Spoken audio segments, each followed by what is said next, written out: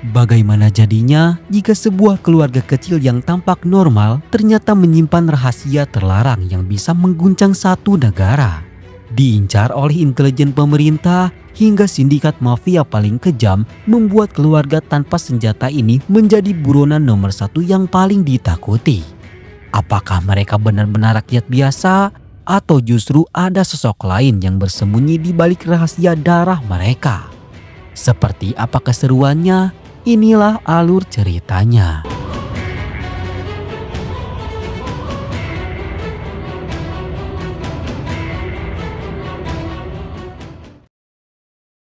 Drama dibuka dengan sebuah adegan mencekam di mana seorang pria dipaksa secara brutal untuk mendatangani sebuah surat pembelian tanah. Setelah tanda tangan didapat, wanita yang bertugas sebagai eksekutor ini langsung bergegas menuju sebuah acara peresmian. Yang di sana ia pun langsung melaporkan keberhasilannya itu kepada atasannya. Tak ingin mengeluarkan uang, mereka malah mengebom kawasan itu dan langsung membunuh pria tadi.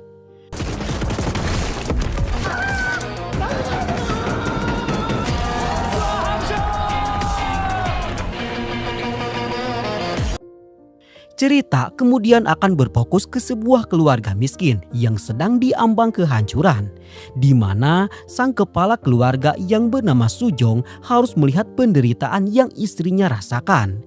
Istrinya itu bernama Seon dan anak satu-satunya bernama Dara yang tidak bisa mendengar. Satu-satunya sumber penghasilan Sujong hanyalah menyewakan sebuah gedung tua miliknya. Namun karena kondisinya yang sangat memprihatinkan, gedung itu sepi peminat dan hampir tidak ada yang mau menyewa.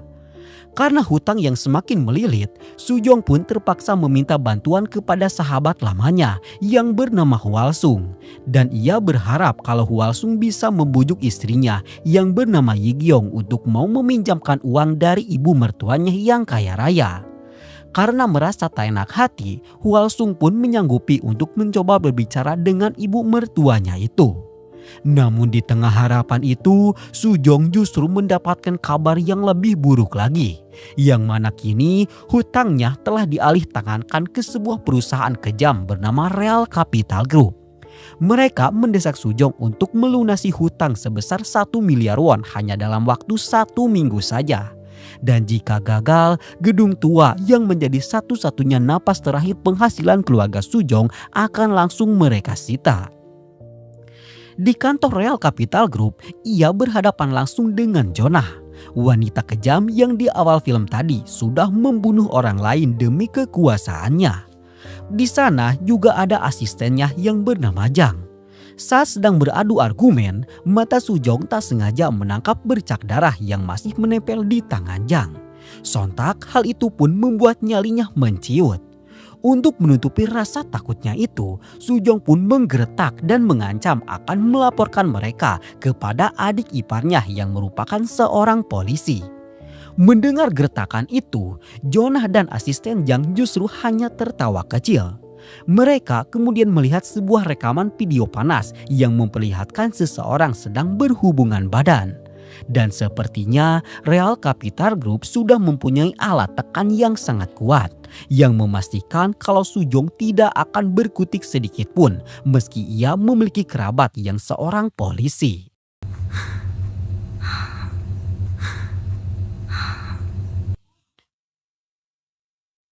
Adik ipar Sujong itu bernama Gyun. Kepadanya, Sujong melaporkan semua keganjilan Real Capital Group agar segera diselidiki lebih dalam. Tak buang waktu, hari itu juga Gyun langsung mendatangi kantor mereka. Saat mendapati kantor dalam keadaan kosong, Gyun pun segera menggeledah seisi kantor. Dan di sana ia menemukan beberapa berkas janggal terkait proyek pembangunan ulang yang direncanakan oleh Real Capital Group. Rasa penasaran membawa Gyun membuka komputer milik Jonah, yang dimana di sanalah ia menemukan rekaman video panas yang sebelumnya telah ditonton oleh Jonah. Entah siapa pemeran dari video panas itu, yang pasti Gyun terlihat sangat ketakutan dan bergegas segera memindahkan video itu ke flash disk miliknya. Namun sial, Jonah tiba-tiba datang. Karena panik takut ketahuan, Gyun pun terpaksa kabur, meninggalkan flashdisk yang masih tertancap di komputer itu. Jonah langsung menemukan flashdisk itu dan langsung sadar kalau saat ini polisi sudah mencium gejala buruk yang sudah mereka lakukan. Di sisi lain, berbekal ingatan dari berkas yang ia baca sebelumnya, Gyun langsung menuju gedung yang sebelumnya dihancurkan oleh Real Capital Group. Dan benar saja, di antara reruntuhan gedung itu, ia menemukan mayat pria yang dihabisi di awal film tadi. Gyun segera menghubungi Sujong dan menyuruhnya untuk segera datang ke lokasi secepat mungkin. Namun tragis bagi Gyun, tepat saat Sujong tiba di sana, sebuah truk melaju sangat kencang dan sengaja menghantam Gyun hingga tewas di tempat. Sujong hanya bisa terpaku saat melihat siapa pengemudi truk maut itu. Dan pengemudi itu adalah Jang, asisten kepercayaan Jonah di Real Capital Group. Kematian Gyun yang begitu tragis benar-benar menghancurkan hati keluarga Sujong, terutama Seon, istrinya. Karena bagaimanapun juga, Gyun adalah satu-satunya adik yang Seon miliki, sehingga rasa kehilangan itu terasa sangat berat bagi mereka.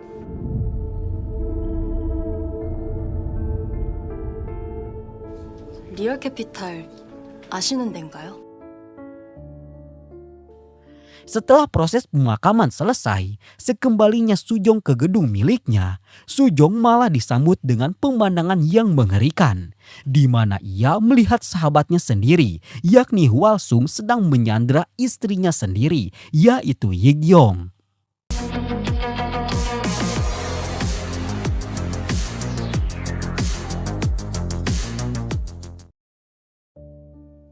Semua itu berawal saat segerombol rentenir menagih hutang kepada Hwalsung.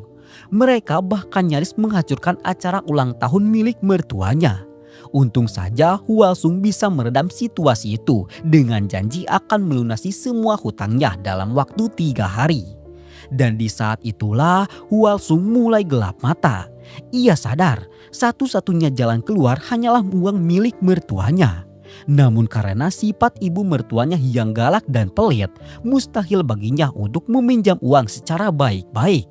Sehingga pada akhirnya Hwalsung pun nekat menculik istrinya sendiri dan meminta uang tebusan. Hwalsung kemudian mengajak Sujong untuk bergabung, mengingat ia juga sedang terlilit hutang. Awalnya Sujong menolak. Namun setelah ia ingat betapa kejamnya Real Capital Group saat menghabisi Gi-kyun, ia pun memutuskan untuk ikut bergabung. Sementara itu, di Real Capital Group, Jonah mengadakan rapat dengan pimpinannya yang bernama Morgan Lee. Ia memaparkan daftar gedung dan pemilik yang harus segera dikuasai. Nama Sujong dan mertua Hwalsung termasuk ke dalam target yang sangat sulit untuk didapatkan. Namun Morgan Lee tidak peduli dan langsung memerintah Jonah untuk segera menghabisi seluruh keluarga Sujong. 最近事故もあって。俺もお前もウポスター。 Singkatnya, malam penukaran sandera pun tiba. Hwalsung sudah menyiapkan rencana bersama Sujong untuk memeras ibu mertuanya. Namun saat Hwalsung menjemput ibu mertuanya itu, ia malah terkejut karena sang ibu mertua malah melibatkan polisi dalam penculikan ini.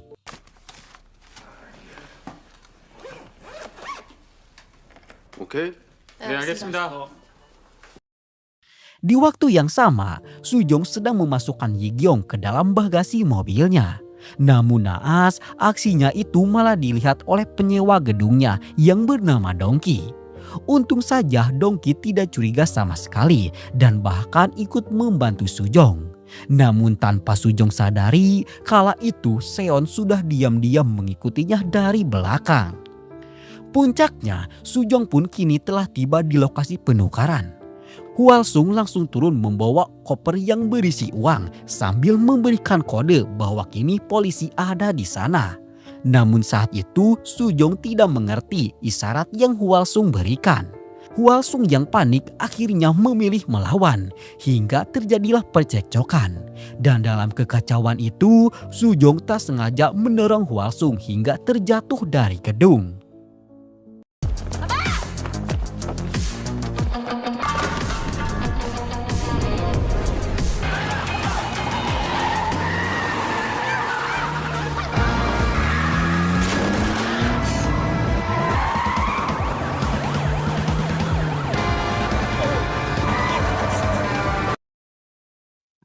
Sujong langsung kabur dengan mobilnya. Ia kabur sangat jauh hingga bensin mobilnya habis. Dan di momen itu tiba-tiba ada seseorang yang menawarkan diri akan membelikan bensin untuk Sujong. Akan tetapi saat orang itu kembali, Sujong sudah kabur dengan uang tebusannya, meninggalkan Yigyong yang sengaja Sujong lepaskan.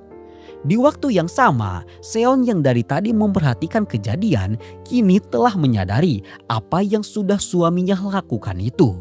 Dan ternyata nyawa Hwasung juga masih selamat meskipun ia harus koma akibat benturan yang sangat keras. Keesokan harinya, Sujong benar-benar ingin melawan Real Capital Group. Uang 1 miliar tebusan itu langsung ia bawa menuju kantor Real Capital untuk melunasi semua hutangnya.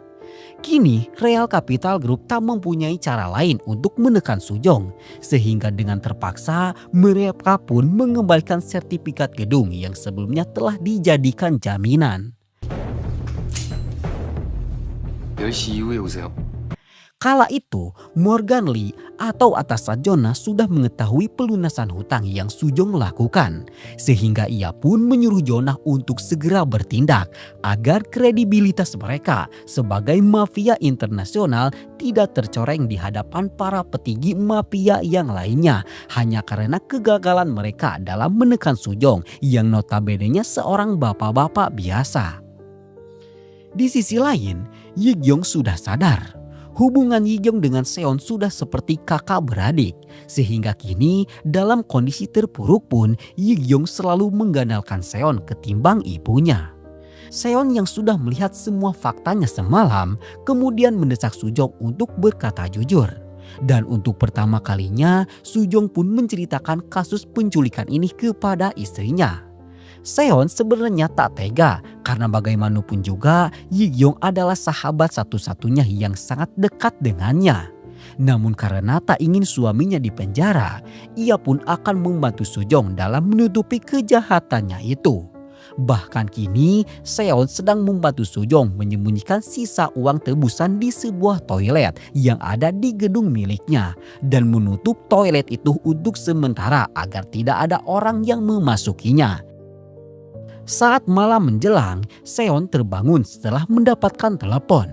Dan telepon itu dari Jonah yang akan menggunakan video panas yang sebelumnya sudah almarhum Yoon tonton untuk mendapatkan gedung milik Sujong.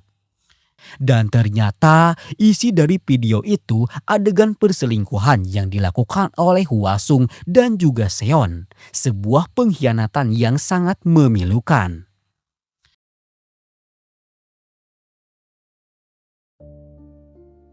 Keesokan paginya, kita diperlihatkan sebuah rapat mengenai pembebasan lahan dari pembangunan ulang yang saat ini sedang dipertaruhkan. Di mana saat itu, ketua pembangunan ulang yang bernama Pak Nam memberikan beberapa target gedung kepada Jonah di pihak Real Capital, termasuk juga kepada Ibu Yigyong sebagai orang yang paling berpengaruh di daerah itu. Pak Nam menyampaikan jika pihak siapa saja yang pertama kali bisa mendapatkan gedung-gedung yang menjadi target mereka akan mendapatkan keuntungan 20% saham dari pembangunan ulang nantinya. Setelah pertemuan itu, Morgan Lee berkata jika ia akan menyuruh pembunuh bayaran jika Sujong tetap bersikeras ingin melawan Real Capital Group. 分かったか This time, no violence. Jonah tak tinggal diam, ia langsung menelpon Seon untuk memastikan apakah hari itu Sujong suaminya akan bersedia melakukan tanda tangan pembelian.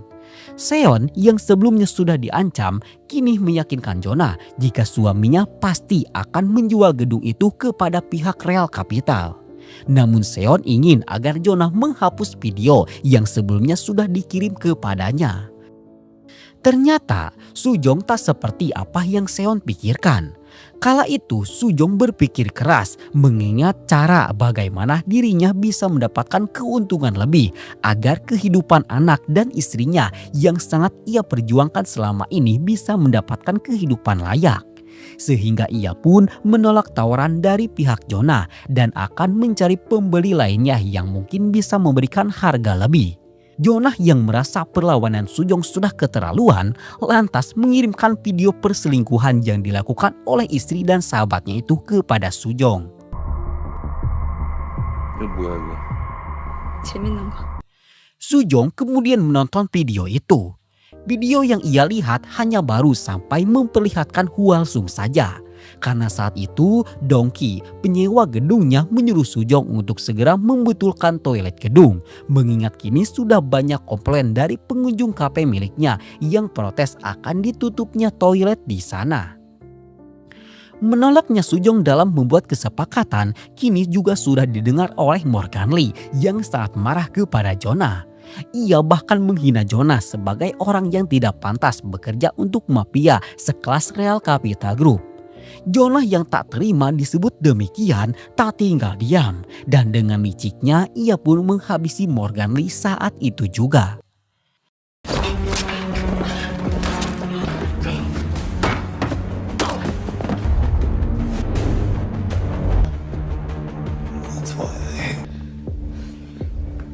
일식? Berbarengan dengan itu, Seon sudah sampai di Real Capital untuk meminta keringanan dari Jonah. Namun kala itu, Jonah sudah tidak ada di dalam kantornya, sehingga Seon pun tak pikir panjang dan langsung menghapus video panas miliknya itu. Saat ia hendak pergi, Seon malah melihat flashdisk milik adiknya, yaitu almarhum Gyun yang ada di sana. Sehingga ia pun tak pikir panjang dan langsung mengambilnya. Seon kemudian bersembunyi di bawah meja, tepat di samping Morgan Lee yang sedang sekarat. Morgan Lee meminta bantuan dari Seon, namun Jonah langsung mengirimnya ke neraka. Dan untung saja keberadaan Seon di sana tidak disadari oleh Jonah.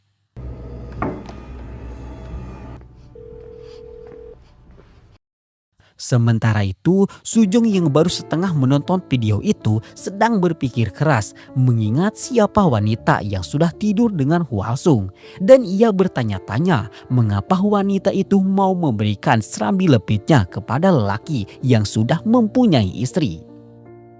Ketika itu, Pak Nam datang dengan seorang agen properti bernama Hejo, yang mana Hejo menjelaskan kepada Sujong kalau Pak Nam adalah ketua dari pembangunan ulang, dan jika Sujong mempertahankan gedungnya sampai pembangunan ulang tiba, maka Sujong akan mendapatkan 10% saham, yang jika diuangkan maka Sujong akan mendapatkan 20 miliar won. Sujong yang sampai sejauh ini sudah menghalalkan segala cara demi memberikan kehidupan layak bagi anak dan istrinya yang sangat ia cintai, lantas semakin bersemangat dalam mempertahankan gedungnya itu. Namun di tengah rasa semangat yang tinggi itu, tiba-tiba Seon datang. Seon yang tak ingin dosanya dibongkar oleh Jonah mendesak Sujong untuk segera menjual gedungnya. Tak hanya itu saja, Seon juga merebut HP Sujong dan menyiramnya dengan air. Namun naas, aksinya itu sia-sia karena HP Sujong itu anti air. Kini Seon tak bisa berbuat apa-apa lagi selain melihat Sujong yang kini sedang menonton video miliknya itu. Hancurnya hati Sujong sudah tidak bisa digambarkan lagi melihat istri yang sangat ia cintai dan perjuangkan sekuat tenaga ternyata sudah memberikan selangkangannya kepada sahabatnya sendiri. 너 혹시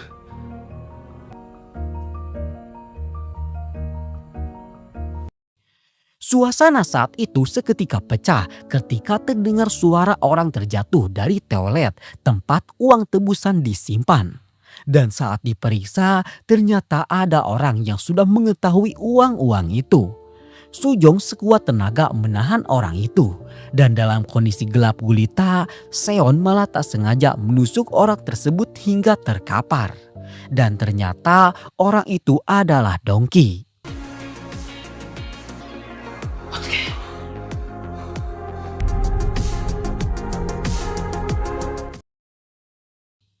Dengan pengalamannya sebagai mantan dokter, Seon pun langsung melakukan operasi. Dan untung saja tusukan itu tidak mengenai organ intim sehingga nyawa Dongki masih selamat.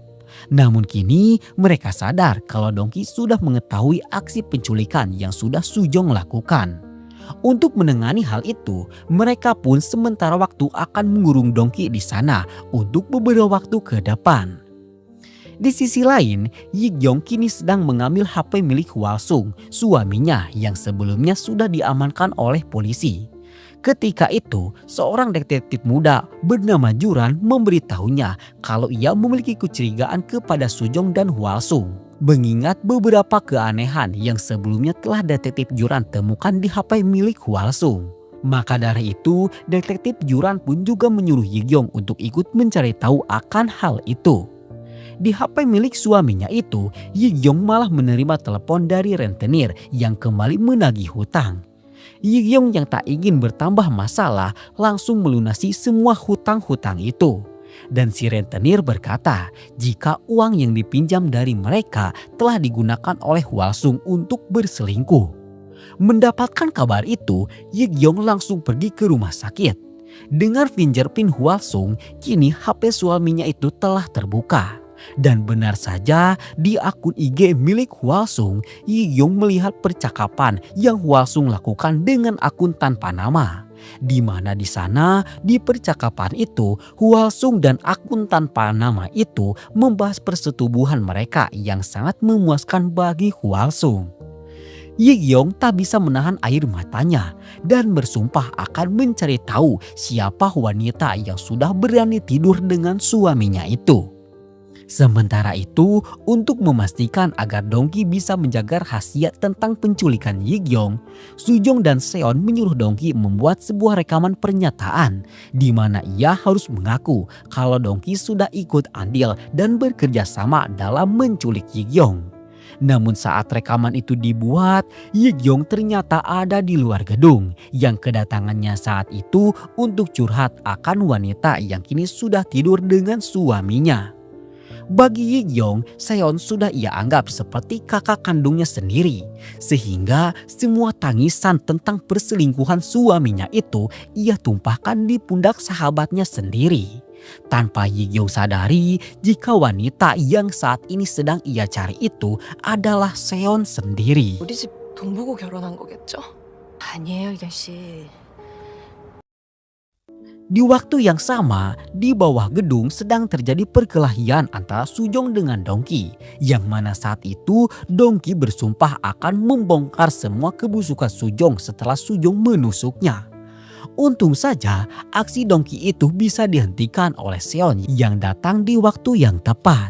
Dan untung saja mereka pun bisa kabur dan masih berhasil mengurung Dongki di sana.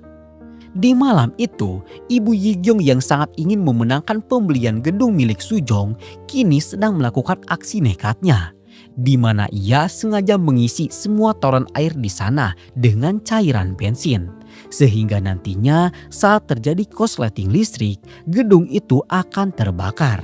Dan setelah gedung itu hangus, ia sangat yakin kalau Sujong pasti akan menjualnya dengan harga murah. Setelah berhasil menuangkan semua cairan bensin, Ibu Yigyong tinggal merusak kelistrikan yang ada di gudang, yang dimana di dalam gudang itu masih ada Dongki yang masih terkurung. Dan saat pintu gudang dibuka, Dongki yang mengira orang itu adalah Sujong langsung menumbangkan Ibu Yigyong hingga tewas tak bernapas lagi. Kematian Ibu Yigyong di sana membuat polisi, terutama detektif Juran, semakin tebal kecurigaannya kepada Sujong. Dari CCTV di sana cuman memperlihatkan saat dimana Ibu Yigyong masuk dan Dongki kabur dari dalam gedung. Hal itu membuat Juran bertanya-tanya sedang apa Dongki di dalam gudang milik Sujong di tengah malam gelap gulita. Pertanyaan itu membuat Sujong dan Seon tak bisa berkutik lagi. Untung saja tangisan Yigyong yang melihat ibunya telah tewas memecah keadaan. Sehingga dengan itu Sujong masih bisa menghindari kecurigaan polisi. Kala itu Yigyong yang melihat kondisi gudang tersebut seketika teringat akan penculikan dirinya. Yang mana walaupun dipasangkan kain penutup mata, Yigyong masih bisa melihat sekitar. Dan terkejut karena tempat itu adalah tempat ia diculik. Bahkan saking terkejutnya, Yi-gyong pun pingsan tak sadarkan diri. 이게 정신 차려. Yi-gyong kini tersadar sudah berada di rumah sakit. Dokter menyuruh Yi-gyong untuk banyak istirahat karena ternyata saat ini Yi-gyong sedang hamil muda.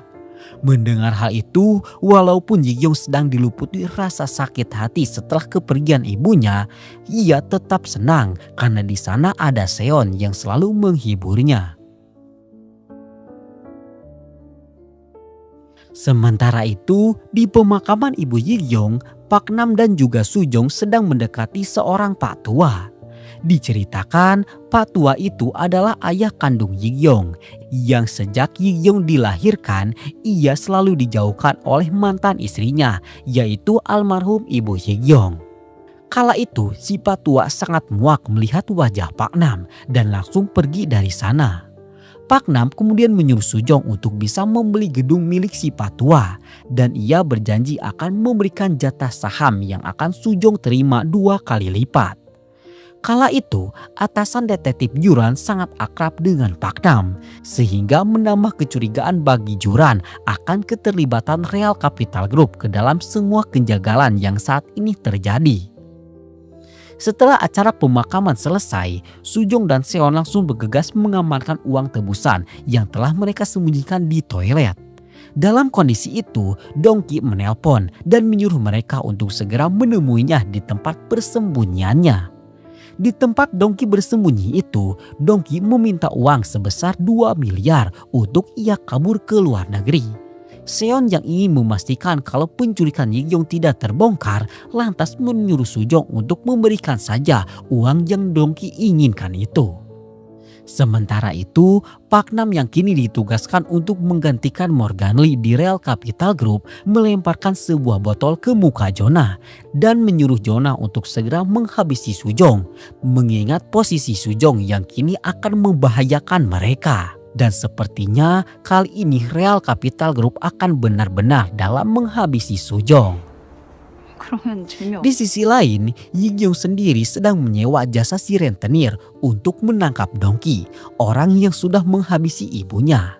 Dan nampaknya kini Yi-gyong akan mengetahui siapa penculikan dirinya yang sebenarnya. Si rentenir kemudian meminta foto wajah Dongki untuk memudahkan pencarian mereka. Yi-gyong lalu menemui Seon dan meminta data diri tentang Dongki. Ia juga memberitahu Seon kalau dirinya akan menangkap Dongki dan Yi-gyong yakin kalau Dongki juga pasti sudah mengetahui tentang penculikan yang sudah terjadi kepadanya. Menyadari Yi-gyong sudah mulai bergerak, malam itu juga Sujong menyuruh Dongki untuk membawa uang yang Dongki inginkan di sebuah alamat yang sudah Dongki tulis. Setelahnya, Seon terlihat menyewa kamar di hotel tempat Dongki bersembunyi. Di samping itu, Sujong yang sadar kalau polisi terus mengawasi gedung miliknya lantas mengiring detektif Jurang untuk pergi ke hotel milik Dongki.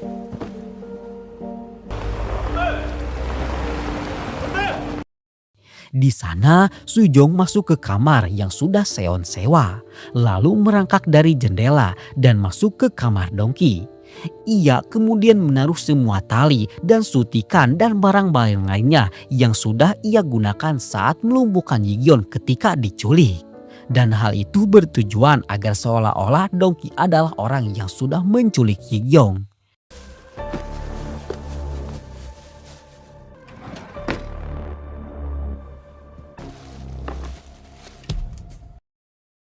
Di luar, detektif Juran sudah berhasil masuk dan untung saja Sujong sudah berhasil kembali keluar.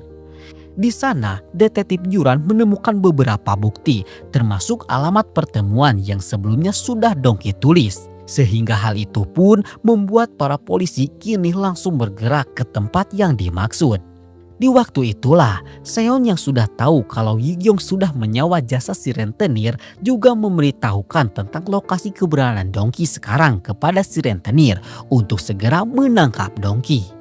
Sementara itu, Sujong sudah bertemu dengan Dongki dan memberikan tas yang berisi uang yang Dongki inginkan. Namun ternyata tas itu berisi buku sehingga membuat Dongki marah dan mengejar Sujong. Kala itu Dongki ditangkap oleh si rentenir. Sehingga kini rencana Sujong dan Seon sangat jelas. Yang mana ia ingin agar Dongki seolah-olah benar menculik Yiyong untuk melunasi semua hutang Dongki kepada rentenir itu. Untung saja polisi keburu tiba sehingga si rentenir yang ketakutan tak sengaja melepaskan Dongki. Terjadi aksi pengejaran di antara mereka semua. Seorang polisi muda tak sengaja menjatuhkan pistolnya yang sontak langsung diambil oleh Dongki. Dongki yang tak ingin ditangkap malah menghabisi anak buah si rentenir. Dan setelahnya Dongki yang ketakutan menyandra polisi muda itu agar Juran menjatuhkan pistolnya. Namun karena Dongki sudah menghabisi nyawa dengan pistol itu, Juran yang tak ingin rekannya menjadi korban selanjutnya memilih melepaskan peluru panasnya. Dan ketika Dongki berusaha menghindar, peluru itu malah menembus jantung Dongki sehingga membuatnya tewas seketika.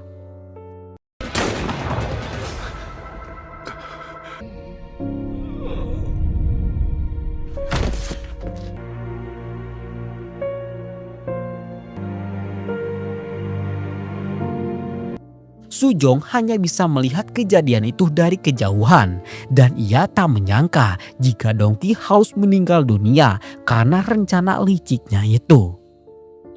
Dalam rasa bersalahnya itu, Sujong pun kembali ke gedungnya dan di sana ia malah mendapati Hwalsung yang kini sudah sadar dari komanya. 행복하냐? Kedatangan Hwalsung ke sana untuk meminta uang bagiannya atas keberhasilan mereka dalam memeras ibu Yiyong. Namun Sujong menolak memberikan uang itu karena berkat Hwalsung ia hampir saja mendekam di penjara. Hwalsung sangat kesal dan meluapkan semua amarahnya dengan menyebutkan jika Sujong kini sudah menjadi pembunuh berantai. Sujong yang tak terima kemudian membahas perselingkuhan antara Hwalsung dengan istrinya. Sujong yang sudah dibutakan dengan rasa sakit hatinya itu memukul Hwalsung hingga membabi buta. Hwalsung kemudian berusaha kabur dan di jalan ia malah tertabrak sebuah mobil hingga membuatnya pingsan.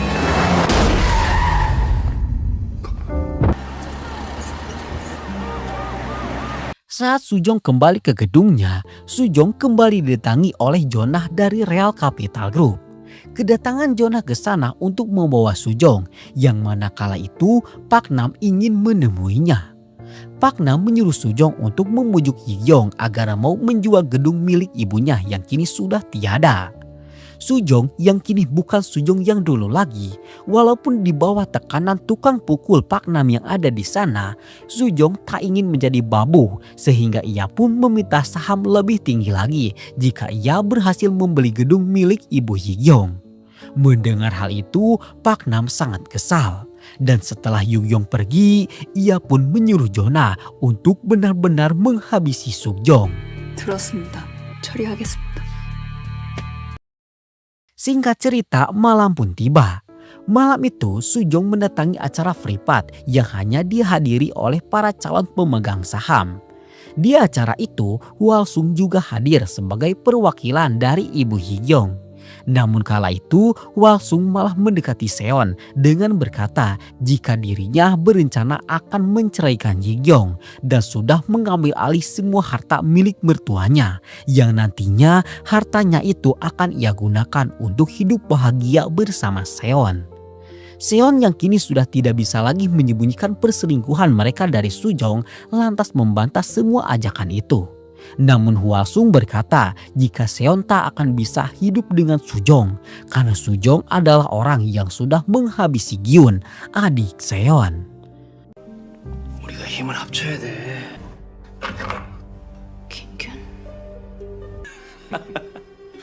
새끼 안 웃겨 새끼야. Pembicaraan mereka itu ternyata difoto oleh seorang staf yang ada di sana. Sujong juga melihat kedekatan mereka itu, sehingga di perjalanan pulang, Sujong yang masih sakit hati kembali membahas perselingkuhan Seon dengan Hwalsung.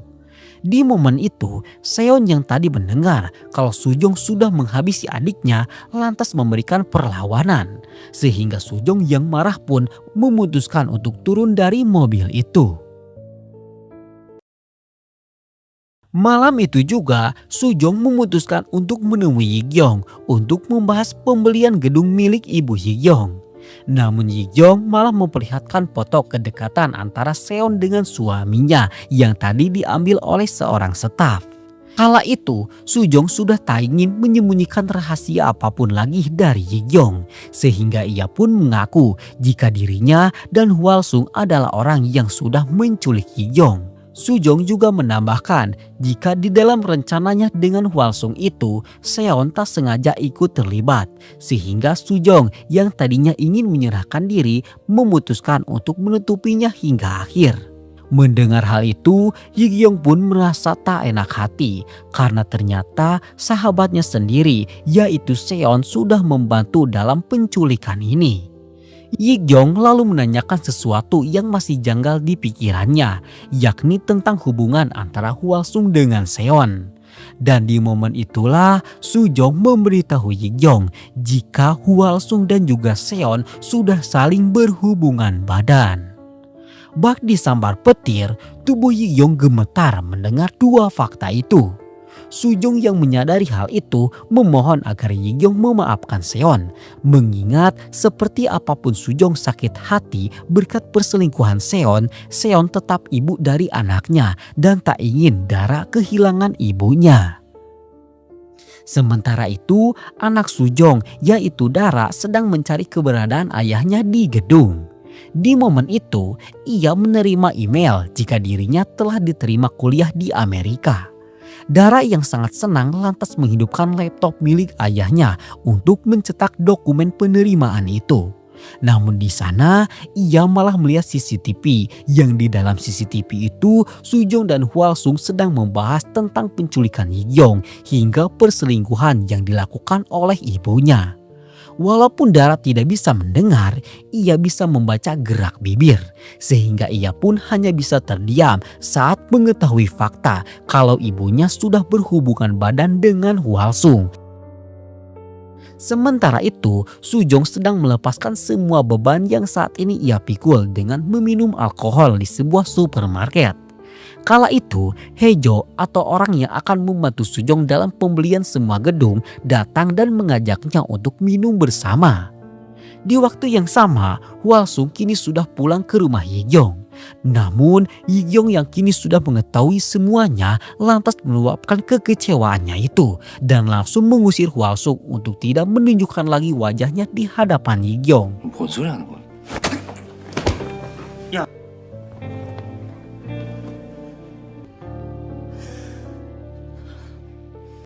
Hal serupa juga dilakukan oleh Dara, yang mana Dara yang sudah sangat kecewa dengan tingkah laku sang ibu memutuskan untuk mengabaikan ibunya itu. Dan di momen itulah Seon justru malah terus kepikiran akan perkataan Hwalsung sebelumnya yang sudah berkata kalau Sujong adalah pembunuh adiknya.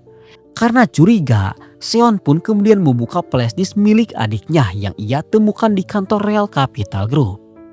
Sementara itu, Sujong yang sudah menghabiskan malam dengan mabuk bersama Hejo kini telah bangun dari tidurnya.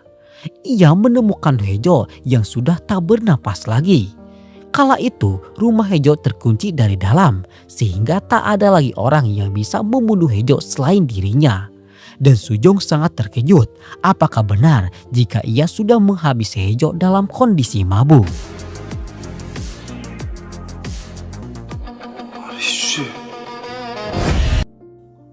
Sujong sedang mengingat semua kejadian semalam yang mana seingatnya saat ia mabuk bersama Hejo, Hejo pernah berkata kalau Pak Nam dan Real Capital Group akan menghabisi Sujong jika Sujong tidak mengikuti permainan mereka. Kala itu, Hejo memberikan sebuah cairan khusus ke minuman Sujong. Sehingga dalam kondisi mabuk parah, Sujong malah tak sengaja memberitahu Hejo tentang penculikan dan perselingkuhan yang Hwalsung lakukan.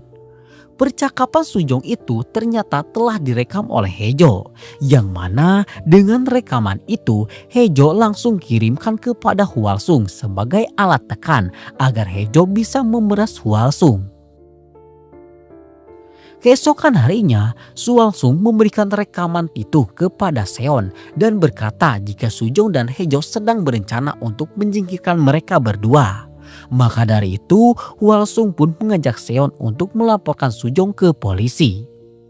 Seon langsung menanyakan keberadaan Sujong, yang mana Sujong menyuruh Seon untuk segera menemuinya di rumah Hejo. Curiga kalau Sujong telah berhubungan badan dengan Hejo, Seon pun langsung melabraknya. Namun di sana ia malah mendapati Hejo yang sudah tak bernapas lagi. Seon kemudian teringat perkataan seseorang di masa lalu, yang mana saat itu seorang dukun pernah memberitahunya jika di masa depan Sujong akan dipenjara. Tak hanya itu saja, si dukun juga memberitahunya jika keluarganya akan hancur lebur karena tingkah anaknya sendiri. Bahkan si dukun memberikan jimat berupa tasbih agar semua itu tak terjadi. Kembali ke masa sekarang, Seon lalu memberitahu Sujong tentang rencana Hwalsung yang baru saja ia dengar. Dan ia curiga jika Hwalsung adalah orang yang sudah habisi Hejo. Mengingat sebelumnya Hejo sudah merekam pengakuan Sujong tentang semua yang sudah mereka lakukan. Kini mereka pun berpikir keras mencari cara untuk menyembunyikan jasad Hejo sampai mereka bisa menemukan bukti pembunuhan yang sudah Hwalsung lakukan. Seon lalu mengganti pakaiannya dengan pakaian milik Hejo. Ia lalu mengambil dan mengendarai mobil Hejo. Setelahnya Sujong menggendong Hejo dan memasukkannya ke dalam mobil Hejo. Seolah-olah yang Sujong gendong saat itu adalah Seon yang mabuk parah. Mobil itu lalu Seon kendarai menuju rumah mereka. Di sana Sujong membawa jasad Hejo lewat pintu depan agar terlihat di CCTV, yang mana nantinya bertujuan agar terlihat jika benar kalau saat itu Hejo telah mengantarkan mereka berdua pulang. Seon langsung memutar mobil Hejo ke area belakang dan di sana Sujong kembali membawa jasad Hejo untuk mereka sembunyikan di area pembangunan ulang. Sehingga nantinya polisi mengira jika Hejo mati bunuh diri setelah mengantarkan Seon dan Sujong pulang. Setelah semuanya selesai, Seon kembali teringat akan ucapan si dukun yang mengatakan jika Sujong akan dipenjara. Kini ia mulai percaya dan memakai jimat tasbih pemberian dukun itu. Setelahnya, Seon langsung bergegas menemui Dara setelah ia ditelepon oleh guru sekolahnya kalau kini Dara telah diterima kuliah di Amerika. Seon langsung bertanya mengapa Dara tidak memberitahunya tentang kabar gembira itu. Namun Dara justru malah meminta penjelasan atas dasar apa Seon dan Sujong menculik Yijong. Seon seketika terdiam dan di momen itu Dara juga berkata jika dirinya tak menyangka jika ibunya itu telah memberikan selangkangannya kepada Hwalsung yang sudah ia anggap seperti pamannya sendiri. Bahkan saking kecewanya seorang anak, Dara pun melepaskan genggaman tangan Seon hingga membuat tasbih pemberian si dukun itu putus. Sementara itu, di Real Capital Group, Pak Nam dan juga Jonas sedang memperlihatkan beberapa gedung yang akan mereka hancurkan kepada pimpinan tertinggi Real Capital. Namun naas, kala itu Hwalsung yang merasa sudah tersingkirkan malah membuat sebuah demo yang membuat pimpinan tertinggi Real Capital Group saat itu ingin turun tangan karena menganggap jika Pak Nam telah gagal. Pak Nam yang tak ingin sang pimpinan harus mengotori tangannya lantas menyuruh Sujong untuk segera menangani Hwalsung jika Sujong tak ingin melihat Hwalsung meninggal di tangan mereka. Walaupun Sujong sangat membenci Hwalsung, ia tak ingin Hwalsung menjadi tumbal keganasan Real Capital. Sehingga dengan terpaksa ia pun langsung menemui Hwalsung dan menghentikan aksi demo yang sedang Hwalsung pimpin itu. Hwalsung kemudian berkata jika dirinya sudah menguasai gedung milik mertuanya itu. Hal itu bisa terjadi karena sebelumnya ia sudah menyuruh seorang pengacara untuk membuat surat warisan yang seharusnya atas nama Yijong menjadi atas nama Hwalsung. Dan saat itu Yijong yang terlalu percaya kepada pengacara tersebut telah mendatangani surat warisan atas nama Hwalsung tanpa membacanya terlebih dahulu. Sujong kemudian berkata dan memberitahunya bahwa kini Yigyong sedang hamil anak Hwalsung dan menyuruh agar Hwalsung tidak membahayakan nyawanya karena kini mereka harus sudah sadar kalau pihak Real Capital Group adalah lawan sesungguhnya yang harus mereka kalahkan. Di sisi lain, Yigyong sedang mendengar sebuah rekaman suara. Entah siapa yang ada di rekaman suara itu. Yang pasti, Yigyong sangat muak akan isi di dalam rekaman suara tersebut. Bahkan saking muaknya, Yigyong langsung menyuruh si rentenir untuk menghabisi orang itu. Namun kala itu, Dara tiba-tiba menghubunginya dengan berkata jika Dara ingin menemui Yigyong karena ada sesuatu yang ingin Dara sampaikan. Dara juga memberitahu pesan kepada ibunya, yang mana saat itu Dara akan memberitahu Yigyong tentang penculikan dan persetubuhan yang sudah ibunya lakukan dengan Hwalsung. Dara sudah bertemu dengan Yigyong. Kedatangannya langsung meminta maaf mewakili ibu dan ayahnya atas apa yang sudah menimpa Yigyong. Yigyong yang melihat kalau Dara ternyata sudah mengetahui penculikan ini lantas menyimpulkan kalau memang sejak lama Sujong dan Seon sudah merencanakan penculikan ini. Padahal semua ini terjadi berkat Hwalsung. Sehingga ia pun berkata akan melenyapkan ibu dan ayah Dara untuk selamanya. Dan saat itu tiba-tiba si rentenir membius Dara. Seon akhirnya tiba. Namun ia malah menemukan ponsel milik Dara yang tergeletak di sana. Ia yang sadar kalau sebelumnya Dara ingin menemui Yigyong lantas memberitahu Sujong bahwa kini Dara telah diculik oleh Yigyong.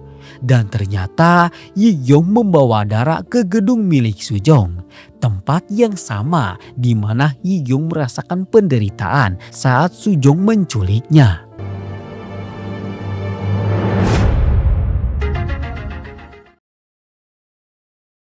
Yigyong langsung memberitahu mereka untuk segera menemuinya di gedung. Dan di sana Seon meminta maaf atas apa yang sudah suaminya lakukan kepada Yigyong. Namun Yigyong justru sangat hati karena Seon. Di mana saat ibunya meninggal dunia, Seon menghiburnya padahal Seon sudah mengetahui semuanya. Dan untuk itu ia akan melepaskan Dara setelah melihat mereka berdua menekam di penjara. 좀 그렇게 뻔뻔해. 언니가 생각해도 진짜. Yigyong lalu merekap kesaksian dan pengakuan atas apa yang sudah Seon dan Sujong lakukan kepada dirinya. Seon juga mengaku kalau Dongki telah mereka sekap di dalam gedung karena mengetahui fakta penculikan itu. Dan ia juga mengaku kalau dirinya sudah menutupi penyebab kematian ibu Yigyong. Namun di sini Sujong justru mengaku kalau dirinya sudah membunuh Hwalsung. Mendengar hal itu, Yigyong seketika terkejut dan menyangka jika kini suaminya sudah tewas. Sujong lalu menjelaskan jika dirinya tidak meminta pengampunan dari Yigyong. Sujong rela akan dipenjara asalkan istri dan anaknya tidak merasakan penderitaan atas apa yang sudah Sujong lakukan. Sujong kemudian bercerita jika kini Hwalsung sudah membalikkan semua aset warisan milik ibu Yigyong menjadi atas nama Hwalsung. Semua ini berawal dari otak Hwalsung. Maka dari itu Sujong pun akan menghabisi Hwalsung sebelum ia masuk ke penjara. Dan dengan itu rasa balas dendam Yigyong bisa terpenuhi dan semuanya bisa berakhir. Yigyong lalu bertanya kepada Seon apa perasaan Seon sekarang setelah melihat Sujong rela dipenjara demi melindungi Seon. Padahal Seon sudah memberikan isi selangkangannya kepada temannya sendiri. Mendengar hal itu, Seon pun hanya bisa terdiam. Setelah itu, kita diperlihatkan si rentenir yang ditugaskan untuk memantau apa yang akan Sujong lakukan. Di rumahnya itu, Seon meminta penjelasan atas apa yang ingin Sujong rencanakan. Sujong kemudian memberitahunya jika ia akan membuat seolah-olah Hwalsung benar-benar mati dengan cara menyuntikkan cairan khusus yang bisa membuat detak jantung berhenti seketika. Setelah si rentenir memeriksa kalau Hwalsung benar-benar mati, si rentenir pasti akan langsung melaporkan kematian Hwalsung itu kepada Yigyong. Dan saat itulah mereka harus menumbangkan si rentenir agar mereka bisa menyelamatkan nyawa Hwalsung.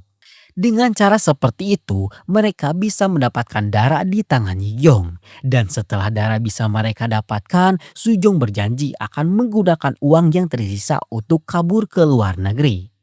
Seon yang mendengarnya merasa jika rencana itu masuk akal namun memiliki resiko tinggi, yang mana obat yang akan disuntikan kepada Hwasung akan benar-benar membunuh Hwasung jika mereka telat memberikan penanganan. Namun karena tidak ada lagi cara yang bisa mereka lakukan, Seon pun menyetujui hal itu. Dan di malam itu juga, Seon langsung meminta obat yang dimaksud kepada temannya yang juga seorang dokter. Sementara itu, Hwasung sendiri sedang membeli beberapa perlengkapan bayi. Dan sepertinya Hwasung sudah tobat setelah mengetahui kehamilan Yiyong. Kala itu, Seon menelponnya dan menyuruhnya untuk segera bertemu. Setelah bertemu, tiba-tiba Sujong menyetrumnya hingga membuatnya pingsan.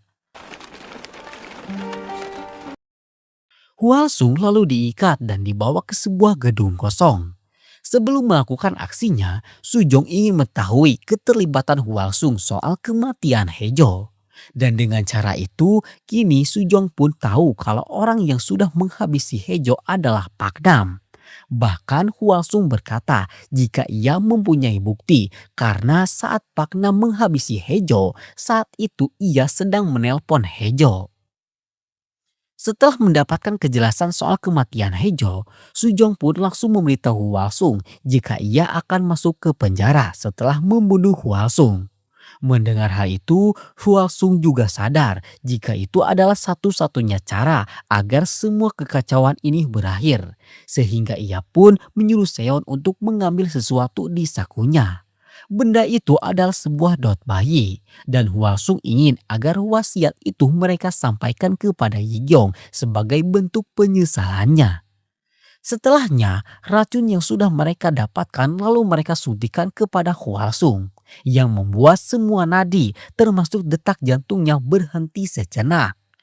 Seon juga menyetel alarm agar mereka tidak terlambat dalam memberikan penanganan kepada Hwasung. Apa yang mereka lakukan itu sudah si rentenir rekam dan diberikan kepada Yiyong yang kini sudah percaya dan menangis kalau Hwasung sudah tewas.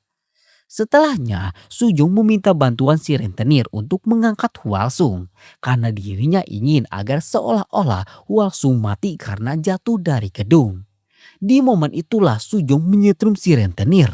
Namun naas alat setrumnya malah macet sehingga Sujong pun harus pingsan setelah dipukul si rentenir. Dalam kondisi itu, tiba-tiba alarm yang Seon setel sebelumnya telah berbunyi. Dan sepertinya Hwasung sudah benar-benar tidak akan tertolong lagi.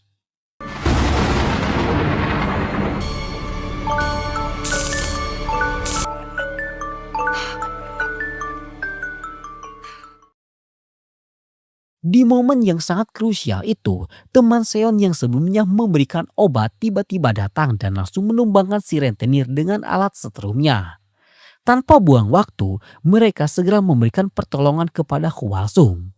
Berkat pengalamannya sebagai mantan dokter, Seon akhirnya berhasil membuat Hwasung kembali bernapas.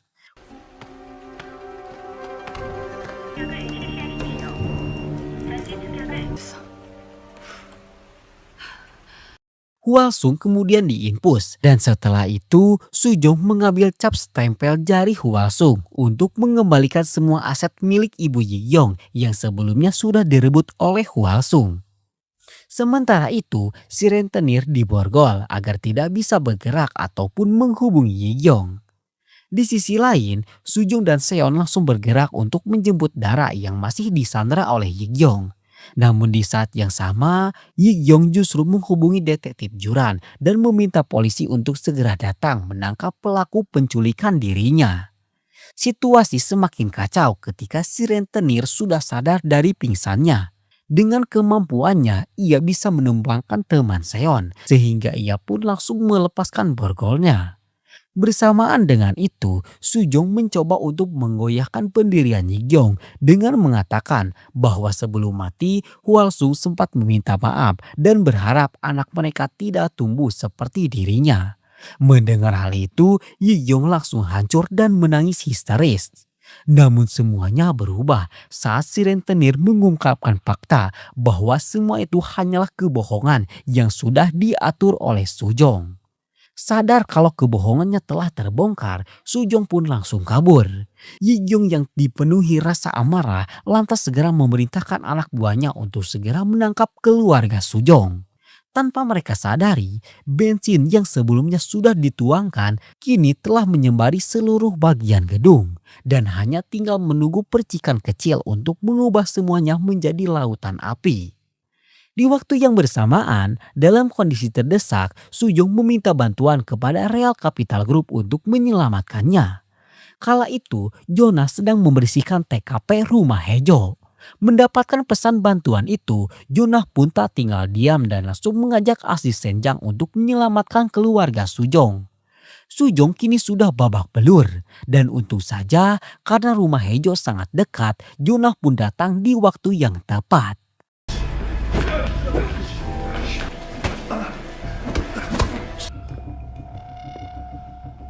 Dengan kemampuan yang sudah dilatih sejak kecil oleh Real Capital Group, Jonah langsung membabi buta menghabisi anak buah si rentenir hingga tak bernapas lagi.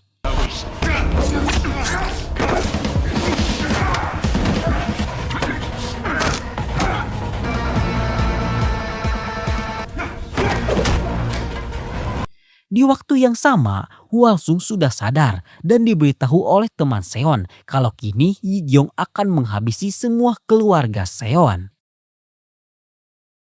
Singkatnya, Hwasung pun tiba bersamaan dengan api yang mulai membakar gedung itu. Detektif Juran dan juga kepolisian kini sudah tiba di sana, bertepatan dengan Jonah yang sedang menghabisi semua anak buah Yi Gyong tanpa ampun. Sementara itu, di atap gedung, Dara disandra oleh Yi Gyong yang kini merasa sudah berkali-kali dibohongi dan dikhianati oleh Seon dan juga Sujong. Yi Gyong yang sudah dibutakan dengan dendam dan amarah tak bisa ditahan lagi. Untung saja Hwasung tiba di waktu yang tepat. Ia pun langsung mengaku jika semua ini berawal dari otak liciknya. Hwasung menjelaskan jika ia sengaja memeras ibu Yi Gyong hingga 3 miliar won, yang nantinya uang itu akan ia gunakan untuk membawa Yi Gyong jauh dari ibunya. Dan kini Hwasung mengajak Yi Gyong untuk memulai semuanya kembali dari awal dengan bayi yang saat ini sedang Yi Gyong kandung. Yi Gyong hanya bisa terdiam mendengar semua pengakuan itu. Dan dalam kondisi mencekam itu, Yi Gyong malah pingsan dan terjatuh dari atap gedung. Hwasung yang melihatnya tak tinggal diam. Hwasung memeluk Yi Gyong sehingga yang jatuh duluan adalah Hwasung yang langsung tewas seketika.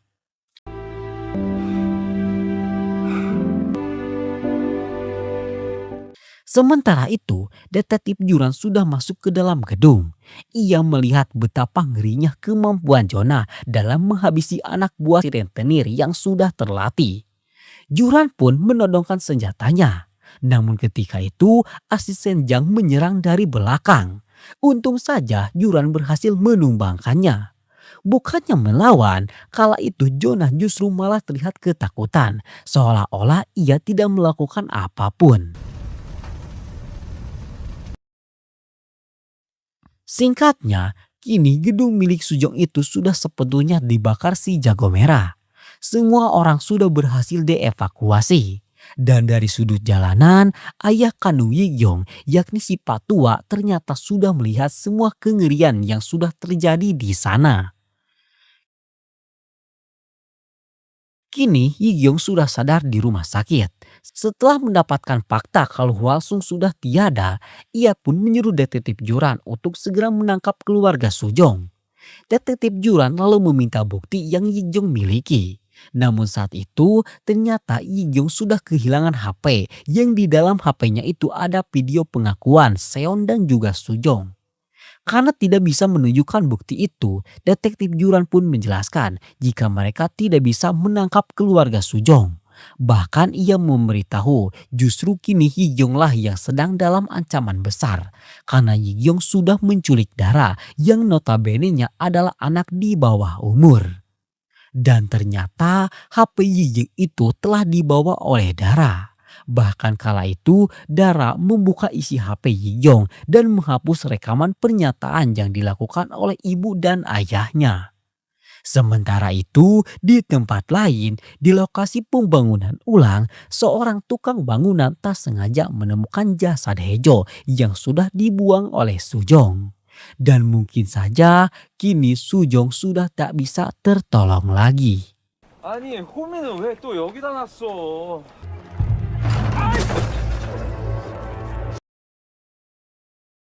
Sementara itu, di kantor polisi, Jonah masih berpura-pura ketakutan.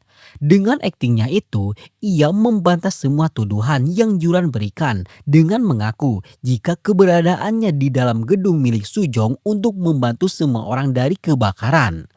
Kala itu, ternyata Jonah didampingi pimpinan tertinggi dari Real Capital Group. Dan pimpinan tertinggi yang sudah turun tangan itu bernama pimpinan Park. 사람을 총으로 쏜 것도 모자라서 드릴게요. Kapten kepolisian lalu melihat kalau Juran sudah keterlaluan, sehingga ia pun tiba-tiba menyeret Juran dari ruang. Si kapten berkata, jika sekuat apapun Juran mengungkap mereka, kepolisianlah yang justru akan kalah. Sehingga ia pun menyuruh Juran untuk melepaskan Jonah dan tidak menyelidiki lagi tentang Real Capital Group. Setelah bebas, Jonah bertanya kepada asisten Jang mengenai rekaman saat Heju tewas apakah sudah dibereskan. Dan asisten Jang berkata jika semua rekaman CCTV sudah ia selesaikan. Kala itu, Jonah mengeluarkan pistol rakitannya. Dan kini ia benar-benar akan menumbangkan Sujong yang sudah terlalu lama mereka biarkan sehingga bisa melawan seperti saat ini. Sujong sendiri kini sedang bersama Seon. Kala itu ia ditelepon oleh Pak Nam untuk segera menemuinya. Pak Nam berkata jika kematian Hejo sedang diselidiki oleh polisi. Sehingga ia pun menyuruh Sujong untuk segera bergegas karena kini Sujong dalam bahaya besar. Seon yang mengetahui kalau Pak Nam adalah orang dari Real Capital Group lantas menyuruh Sujong untuk berhati-hati. Dan ternyata perkataan Pak Nam itu memang benar. Detektif Juran sedang mengumpulkan beberapa bukti mengenai kematian Hejo. Bahkan kini detektif Juran sudah berhasil menemukan rekaman pelaku pembunuhan Hejo yang mereka amankan dari CCTV dashboard mobil milik Hejo. Sementara itu, Sujong sedang menemui Pak Nam. Kala itu Sujong disuruh untuk membaca sebuah surat yang sudah Pak Nam buat. Jonah dan juga asisten Jang sudah hadir di tempat itu. Dan ternyata surat yang Sujong baca itu adalah surat pengakuan kalau Sujong adalah orang yang sudah menghabisi Hejo. Setelah membacanya, Pak Nam menyuruh Sujong untuk mencap surat itu dengan sidik jari Sujong. Sujong hendak menolak, namun asisten Jang sudah menodongkan senjata apinya kepada Sujong. Di waktu yang bersamaan, detektif Juran melihat Pak Nam yang ternyata datang ke rumah Hejo saat malam Hejo meninggal dunia. Kala itu, tujuan Pak Nam menemui Hejo ternyata untuk meminta jatah kepada Hejo. Pak Nam meminta Hejo untuk memuaskan nafsunya dan sebagai imbalan ia akan memberikan beberapa persen sahamnya kepada Hejo. Kala itu, Hejo yang bukan wanita bodoh merekam semua perkataan Pak Nam itu dan akan ia berikan kepada istri Pak Nam jika Pak Nam tidak memberikan semua saham miliknya. Tak hanya itu saja, ternyata Hejo juga sudah bisa menggali praktek korupsi yang telah Pak Nam lakukan di Real Capital Group. Yang mana jika sampai Real Capital Group mengetahui hal itu, nyawa Pak Nam sudah pasti ada di neraka. Pak Nam sangat kesal. Ia yang menganggap jika Hejo sudah terlalu lancang tak pikir panjang dan langsung menghabisi Hejo.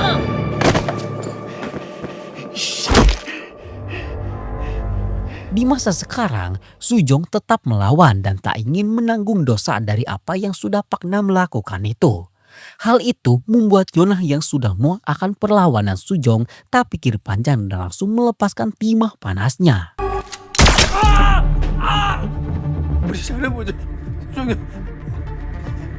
Ternyata alasan mengapa kini polisi bisa melihat rekaman dashboard mobil milik Hejo karena sebelumnya asisten Jang sudah sengaja tidak menghapus bagian pembunuhan itu.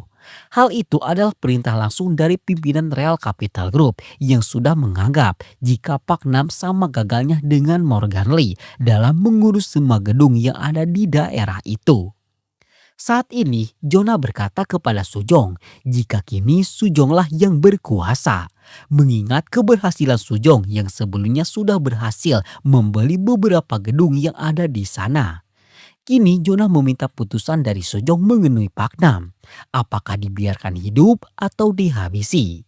Jonah yang melihat Sujong malah kebingungan lantas menghabisi Pak Nam. Karena jika Pak Nam dilepaskan, semua kebusukan Real Capital Group akan terbongkar.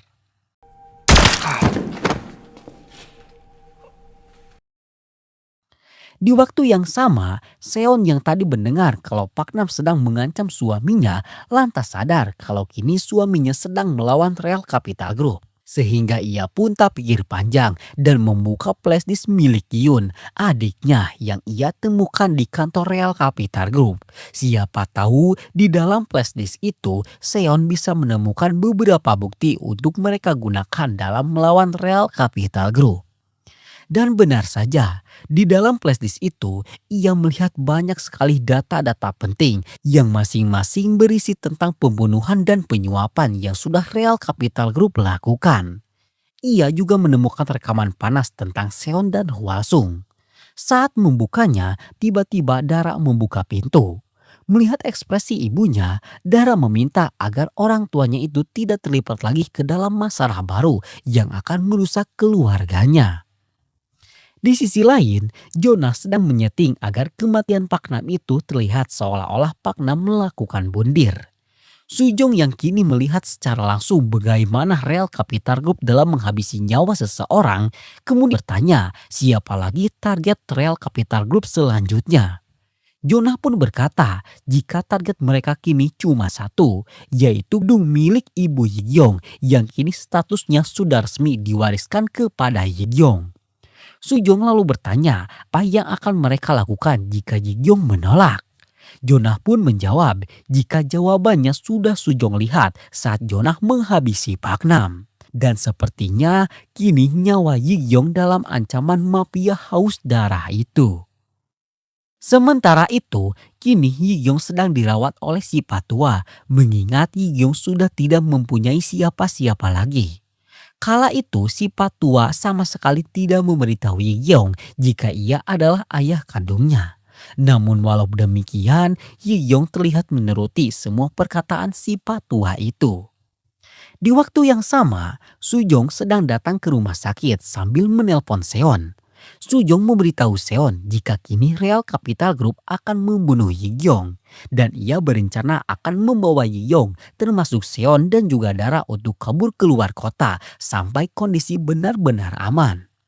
Seon lalu bertanya siapa pelaku yang sudah menghabisi adiknya yaitu Gyun. Sujong pun akhirnya jujur jika orang yang sudah menghabisi Gyun adalah orang dari Real Capital Group. Dan ia melihatnya secara langsung. Mendengar hal itu, Seon sangat kecewa karena ternyata Sujong sudah menutupi fakta kematian adiknya itu. Dalam kondisi kecewa yang sangat besar, ia pun menemui detektif Juran. Dan dalam pertemuan itu, Seon menunjukkan sedikit bukti yang sudah ia cetak dari flashdisk milik Gyun. Seon menyuruh Juran untuk menyelidiki kematian adiknya. Dan jika berhasil, maka ia akan memberikan semua data yang tersimpan di dalam flashdisk itu. Di antara banyaknya berkas yang diberikan, salah satu berkas itu berisi suap yang Real Capital Group berikan kepada kepolisian tempat Juran bertugas. Juran pun langsung menyuruh anak buahnya untuk menyelidiki sebuah nomor rekening yang menerima semua suap fantastis itu. Di rumah sakit sendiri, asisten Jang sedang menumbangkan seorang polisi. Ia lalu menggunakan seragam polisi itu dan menyuruh polisi yang lainnya untuk beristirahat, sementara ia akan menjaga kamar Yigyong. Setelahnya, asisten Jang langsung masuk dan hendak menghabisi Yigyong. Namun untung si Patua masih ada di sana sehingga bisa menggagalkan aksi Pak Jang itu. Namun naas karena umur yang sangat jauh, si Patua terlalu mudah untuk asisten Jang tumbangkan. Dan di momen itu, Sujong datang di waktu yang tepat sehingga ia bisa menyelamatkan nyawa si Patua dan juga Yigyeong. Menyadari ancaman yang kini sudah nyata, Sujong pun mengajak si Patua untuk segera memindahkan Yigyeong dari rumah sakit. Di waktu yang bersamaan pula, detektif Juran akhirnya mengetahui alasan mengapa Real Capital Group nyuap kepolisian dengan dana yang fantastis. Yang mana ternyata setiap orang yang sudah Real Capital Group habisi selalu dibantu oleh seorang polisi dalam menutupi kasus kematian itu. Dan ternyata pemilik rekening penerima suap itu adalah si kapten sendiri. Kala itu, si kapten menodongkan pistolnya ke perut detektif Juran.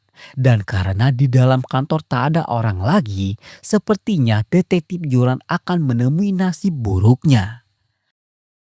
Masih di malam yang sama, Seon juga terbangun dari tidurnya. Saat ia mengambil air minum, ia dikejutkan akan kehadiran Jonah yang sudah siap dengan senjata apinya. Kedatangannya ke sana untuk membawa kembali flashdisk milik Yoon yang sudah Seon curi. Kala itu Seon berhasil menelpon Sujong sehingga Sujong pun kini mendengar apa yang akan dilakukan Jonah kepada keluarganya. 아이고, 기수종 씨.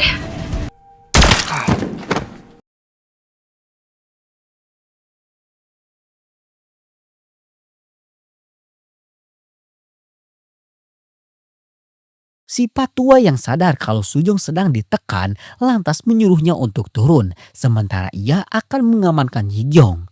Kala itu Dara sudah dalam genggaman mereka, namun Seon masih tak ingin memberikan flashdisk itu karena hanya dengan itulah Gyun akan mendapatkan keadilan. Sujong sudah tiba di sana dan meminta Seon untuk memberikan flashdisk itu kepadanya. Dan tanpa ragu Sujong pun memotong flashdisk itu. Hal itu ia lakukan demi menyelamatkan keluarganya. 남편한테 일 좀 배워요, 아줌마. Setelah Jonah pergi, Seon sangat kecewa karena Sujong telah membungkam kematian adiknya. Seon lalu menyuruh Sujong untuk segera menjual gedung mereka jika benar kalau semua yang Sujong lakukan ini demi keluarganya. Diberikan perintah itu, Sujong malah terdiam karena ia masih ingin mengamankan gedungnya itu. Hal itu membuat Seon sangat kecewa sehingga puncaknya Seon pun akan menuntut cerai kepada Sujong. 가족을 위해서 다 포기하고 당신 변했어. 눈빛보다 다른 사람과 기수종은 대체 어디로 갔는지 모르겠어. Di waktu yang lainnya, walaupun ditodong senjata, detektif Juran tetap bersikeras akan membongkar kebusukan kaptennya itu. Hal itu membuat si kapten marah dan hendak melepaskan timah panasnya. Namun untung rekannya datang beserta surat penangkapan yang sudah disetujui oleh kepolisian pusat. 안 됩니다. 죄송합니다. Keesokan harinya, Sujong mendatangi Hipatua di persembunyiannya. Di sana juga ada Yigyeong yang masih tidak akan memaafkan Sujong. Kala itu, si Patua mempercayakan gedung milik ibu Yigyeong kepada Sujong dan ia mewanti-wanti agar Sujong berhati-hati karena kini tekad Sujong untuk balik melawan Real Capital Group akan memancing resiko yang sangat besar. Semua surat tanah dan bangunan yang kini sudah menjadi atas nama Sujong kini diserahkan kepada Real Capital Group. Sujong lalu meminta agar mereka tidak menghabisi Yigyeong. Namun Jonah tetap khawatir jika nantinya Yigyeong akan muncul dan merusak semua kesepakatan yang sudah mereka sepakati. Maka dari itu Jonah akan tetap menghabisi Yigyeong. 세운 빌딩 뭐 이렇게 신경을 어떻게 안 쓰나.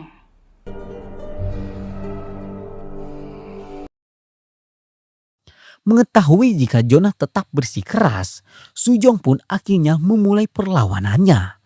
Ia mendatangi detektif Juran dan meminta bantuan dalam menjalankan perangkapnya yang akan ia terapkan untuk menangkap Jonah dan juga Real Capital Group. Entah apa rencana Sujong itu.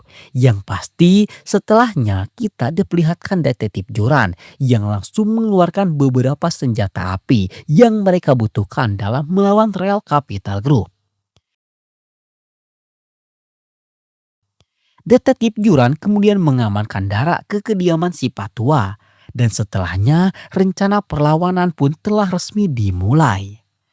Di Real Capital Group sendiri, Jonah sudah memberikan semua akta tanah dan bangunan yang sudah berhasil ia kumpulkan kepada pimpinan FAK.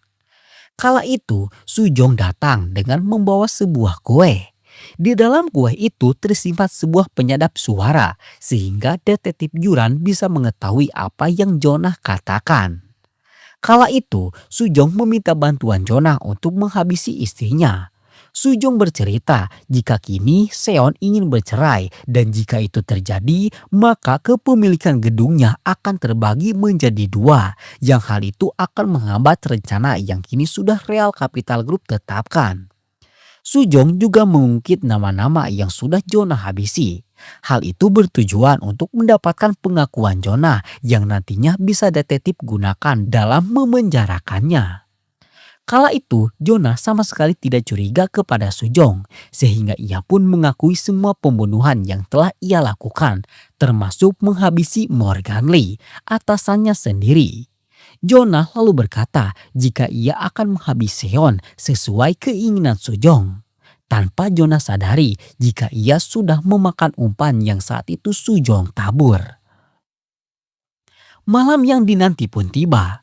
Di luar rumah, Jonah sudah mengawasi. Sementara di dalam, Seon sudah dipasangi rompi anti peluru dan detektif Juran sudah bersiap di posisinya. Setelah sekian lama menunggu, Jonah tak kunjung masuk. Hal itu membuat detektif Juran merasa ada kejanggalan. Detektif Juran pun langsung memeriksa mobil Yuna dan ternyata Jonah sudah tidak ada di sana. Jonah sendiri kini sudah sampai di rumah si Patua. Kedatangannya ke sana sudah jelas untuk menghabisi Yigyong dan juga Dara.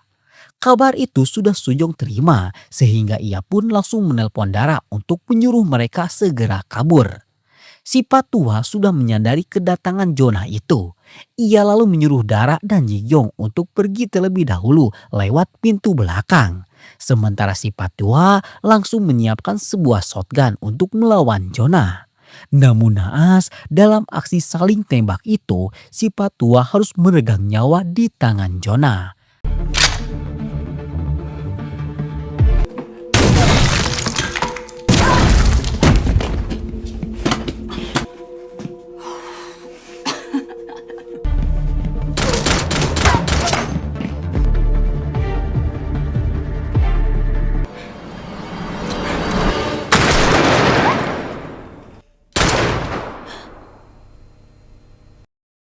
Di waktu yang sama, Sujong sudah tiba di sana.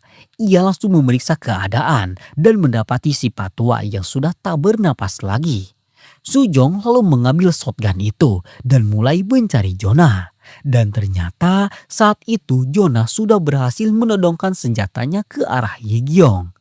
Dalam kondisi itu, Jonah membahas perkataan Sujong yang selalu berkata jika semua yang telah dilakukan oleh Sujong didasari atas nama keluarga. Maka dari itu, di situasi saat ini, Jonah menyuruh Sujong untuk menghabisi Yigyong demi menyelamatkan nyawa Dara. Seketika Sujong pun berada di pilihan yang berat. Ia tak sanggup menodongkan senjata kepada Yigyong lagi.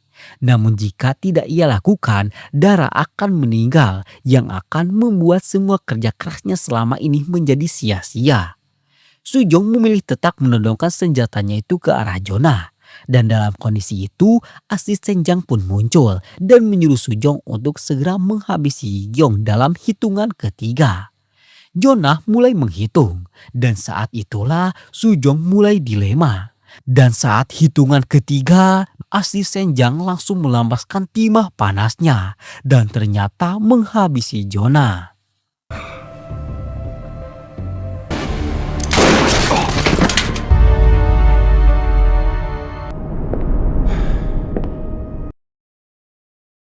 Ternyata sebelum malam itu tiba, dengan otak pintarnya, Sujong sudah terlebih dahulu menemui pimpinan Park. Tujuan Sujong saat itu untuk membuat kesepakatan dengan pimpinan Real Capital Group secara langsung. Di mana kala itu Sujong berkata jika ia akan sengaja menjebak Jonah dalam aksi pembunuhan yang akan digerebek oleh polisi. Sujong juga memutar rekaman saat Jonah mengaku telah menghabisi semua orang atas perintah Real Capital Group. Sehingga jika Jonah dibiarkan hidup, maka Real Capital Group akan jatuh.